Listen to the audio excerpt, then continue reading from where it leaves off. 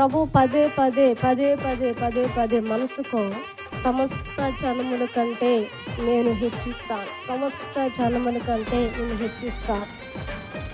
సరే, సమస్త జనముల కంటే ప్రభు హెచ్చిస్తాను అన్నాడు కదా అని రాసి పెట్టుకున్నా.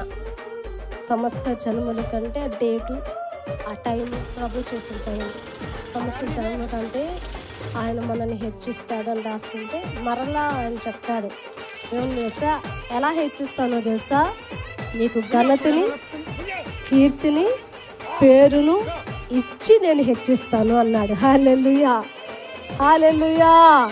కనుక ఈ 2026 మనకు ప్రభు ఇచ్చినటువంటి ఈ వాగ్దానం సంపూర్ణంగా మన పరిచర్య పట్ల, మన కుటుంబాల పట్ల, మన యొక్క సేవ పట్ల ప్రభు జరిగించినట్లుగా చేతులెత్తి స్తోత్రం చెల్లిద్దాం.